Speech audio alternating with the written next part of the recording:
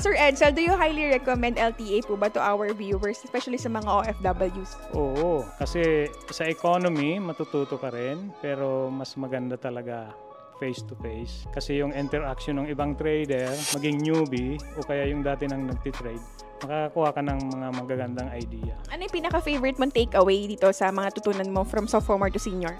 Dito ko lang na-discover na yung strategy ko is YCO pala. Tapos yung sa ICT, na-confirm ko na. Okay naman pala yung aking mga nalalaman na.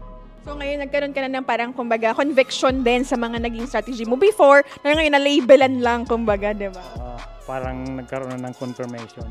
So ayun, maraming salamat Sir Edsel. I hope nagtuloy-tuloy pa yung journey mo sa trading and of course maging profitable. And of course, ma-share mo rin sa mga kapwa nating Pilipino na nasa Australia, sa Perth, no? Sa Perth si Sir Edsel, doon siya nagtatrabaho ngayon. And kung meron tayong mga Pilipino dyan, ayan, magbuo kayo ng community nyo dyan, di ba? Malay nyo, makaano kayo dyan, maging successful kayo. Kasi syempre, maraming mga Pilipino dyan sa Australia na gusto rin matuto ng trading, no?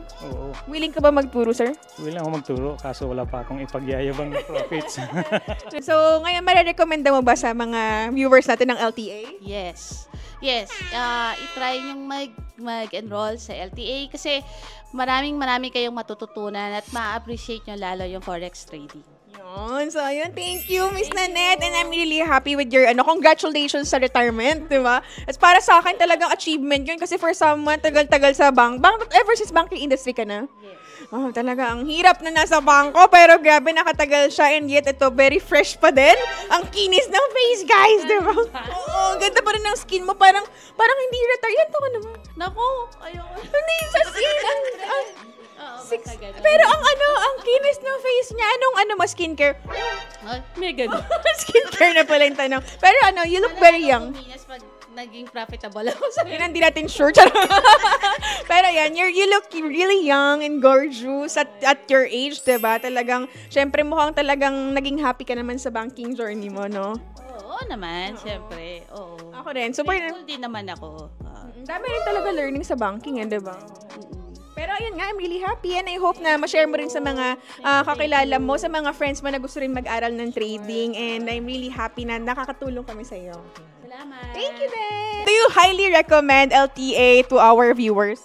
Yes, very much. Kasi meron ditong magandang community. So once na pumasok ka dito, you will join a community kasi sa trading, very important yung community kasi as time goes by, it speeds up your learning curve. Kasi as long as you are, may mga learnings yung mga klase mo, may learning yung ibang traders, na-i-imply yun sa'yo. Hindi mo na kailangan madapa dun sa pagkakamali. Talagang nakakatuwa kasi syempre, I'm really grateful na napili mo si LTA to be part of your trading journey. Syempre, ang dami naman dyang iba, pero tayo ang napili, di ba, ni Sir John? And I'm really happy na talagang naging fruitful yung naging journey mo with us. And I hope na talagang mas maging profitable ka pa, tuloy-tuloy lang. And alam mo naman, nandito lang kami. Always, if you have questions, kahit gano'n pa kakulit, di ba, sasagutin natin yan. And of course, tuloy-tuloy lang yung pag-aaral natin. Hindi na tumitigil dito kahit nag-graduate na kayo. Syempre, tuloy-tuloy pa rin yung aral natin. I hope you can also join our get-together with other graduates. So again, congratulations for completing our course. Thank you.